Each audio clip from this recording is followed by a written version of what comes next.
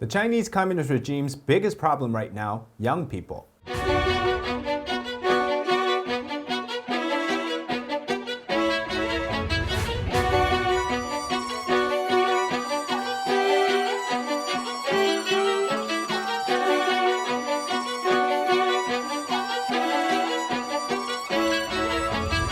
Welcome to China Insider, I'm David Zhang. Please subscribe to our channel if we haven't already, and if you enjoy the content so far, it will help us grow. And like this video and comment below what your thoughts are on the topic today.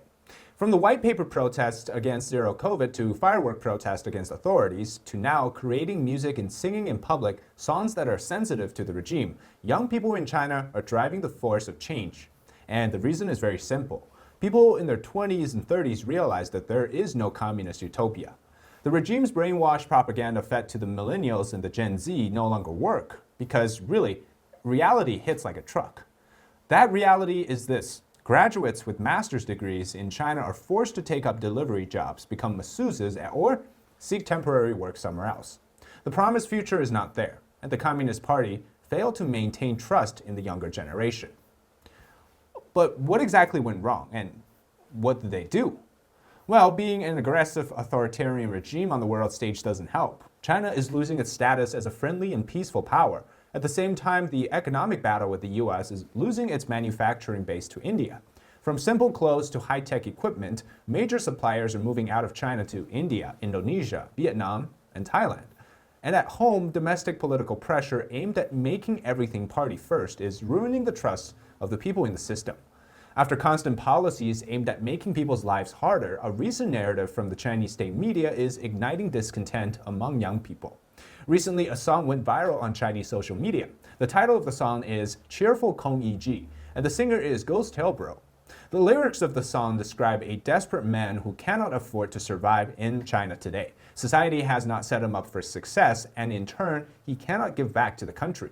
The singer says he was taught to study hard and fight for the country, yet now he has to work as a delivery man just to get by. Meanwhile, those driving in Lamborghinis are telling him that he's not working hard enough. Criticizing the state of China under the communist regime. And it's very ironic because today, many young people who are told to give back to the country that raised them are unable to because they simply cannot even afford to put food on the table. The singer invokes the name Kong Yi-ji, who is a fictional character, and he is educated but not successful, someone who wears the standards of a high-class man but lives the life of a low-class man. The song quickly went viral in China and just as fast was deleted from China's YouTube, a platform called Bilibili. Whenever something gets deleted in China, it is because the content has triggered the truth, and the regime doesn't like it. But the song reflects reality. Young people in China are not hopeful, and they haven't been for a while. The singer, nicknamed Ghost Tail Bro, said he expected the song to be deleted by the regime, but was surprised that he himself got permabanned from the video platform. Ghost Tail Bro said that having 4 million views a month on the platform would only earn him 3,000 yuan, which is about $435 US. But after tax, that goes down to about 1,000 yuan, which is around $100. And that's on a good month. He says that his mother recently got sick and he spent all his savings and still racked up debt. And he wanted to make some money by doing food delivery but scratched a car in the process, and then he wanted to be a singer online and saw that the Chinese state media was calling for young people to drop their attitude and start doing the dirty work, so he got angry and made a song. Now the song is an answer to a recent regime policy asking young people to stop being Kong Yi-jis, or in other words, asking young college graduates to stop pretending to be high-class, educated scholars and start picking up jobs for the uneducated. Of course, this attitude is very offensive to both the educated college grads as well as people who are surviving living on that minimum wage job. Why? Well, because the regime has persecuted both groups simultaneously in China. Even though they went through 20 years of education, getting a master's degree in something like, we're talking not liberal arts, but a science degree, millions still cannot find a job that would actually get them somewhere in life if they don't have the connection.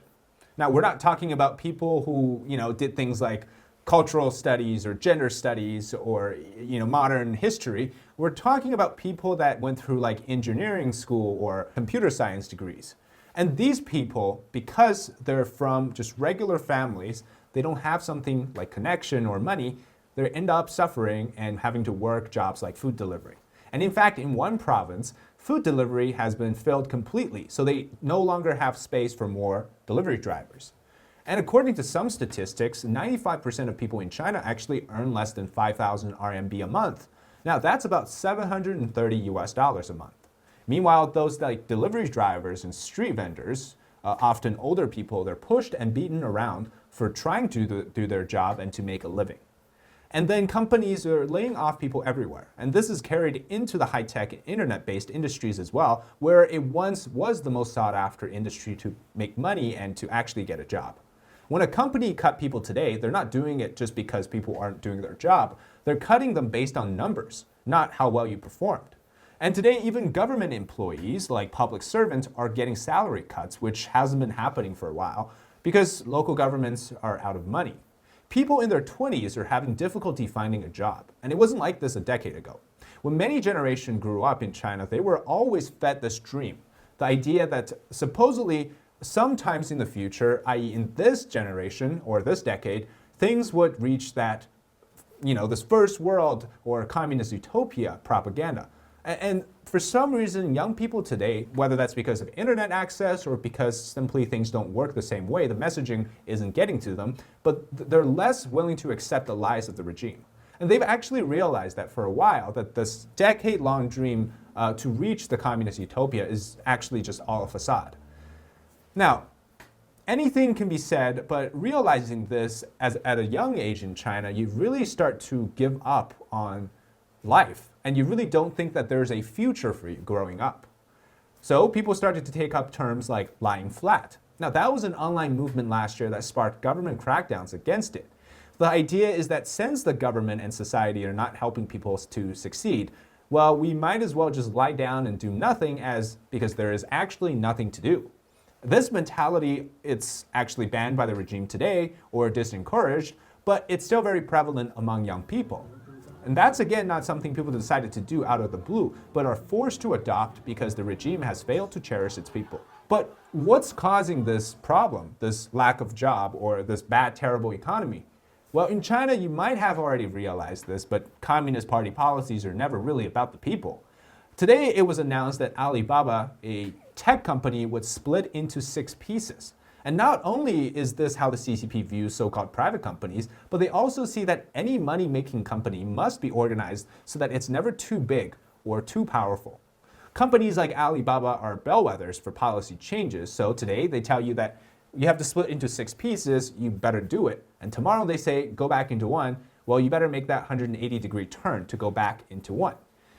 After 3 years of zero COVID, local governments drained their finances on keeping people locked down inside. And meanwhile, the companies that were running smoothly also came to a halt. And the ones that used to handle a massive amount of manufacturing orders basically went down. So the entire manufacturing industry is collapsing. And as we said, supply chain is also leaving China to elsewhere in Asia. And that's all because of geopolitics, right? An aggressive communist China has foreign investors worried. And people that actually want to see a allied supply chain, they will move things to Mexico, back to the US, to Canada, or to elsewhere. And more importantly, I think China never solved its wealth discrepancy among its massive population, which again also saw a dramatic decline from COVID, well, lack of birth, and also just in general death. So the CCP suggesting that this year they will boost their economy by 5% is, I think, a pipe dream. According to China's National Bureau of Statistics, they announced this week, from January to February this year, the national industrial profit shrunk down 17.5%. Joint venture companies, things like foreign investment coupled with domestic companies, which are often 50% or less foreign investment, went down to about 19.4%. Foreign and Hong Kong, Macau, and Taiwan investments went down 35.7%. And private companies in China, their profit went down 19.9%. The total profit of the manufacturing industry fell by 33%. And this is all because the numbers that they're putting out are likely inflated. So, boosting these numbers require not the economy to recover, but a complete policy shift on the part of the CCP. And I say a systematic change. The policy shift in the Chinese regime means fundamentally the CCP has to get out of the way of the business. However, that's never going to happen. Then there's also the systemic corruption, from start to the top of the Communist Party down to the very local level, former communist leader Jiang Zemin rose to power in the 1990s, and during his rule, he basically told party members to quietly make big money. And that basically means make money any way that you can, using power. And so anyways, they make a lot of money, and then embezzlement of huge amounts of money, and then money laundering, taking that amount of money out to a different country. And so you have Zhang's family and his associates controlling the banking, the tech, the finance, and the entertainment industries, where all the big money came from, laundering that money away from China to buy mansions, to supply their second, third wives, or in the United States or elsewhere. So China was basically getting hollowed out by the very people that they ruled, or they were claiming to be creating this utopia of communism. That was during a time when the economy was actually doing pretty well. Today, that's very different. There's a saying, no one is clean inside China. By that, they refer to that even county level and municipal level CCP officials could embezzle millions of dollars and own overseas mansions. So it was almost inevitable that after 3 years of man-made disasters, such as COVID lockdowns and the policies to go with it, that the worst of it all would be exposed.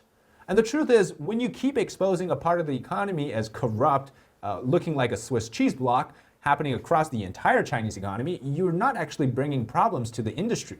You're simply telling the truth or showing a reality. Sure, money laundering, making big money worked in the past when foreign investments and economic growth was positive, but today, everything's going negative, and you no longer have as much investment as before. And that explains why the Chinese Communist leader Xi Jinping has been trying to control everything, keeping it in China, because just a lot of money has been missing. So it's coming back to haunt them, and it's actually haunting the younger generation because, of course, the CCP officials will never be touched. The catastrophic effects are left to the people to bear. The innate nature of the CCP is policy over everything, but the metal fist of the party is always hanging above all of the people. So at any moment, it could be let loose to smash down on you. And basically today, the young people of this generation, they've been feeling like they've been crushed. And the effects of the heavy hand has been on them for a while. And that's why they're showing this painful side of the Chinese society to all of us.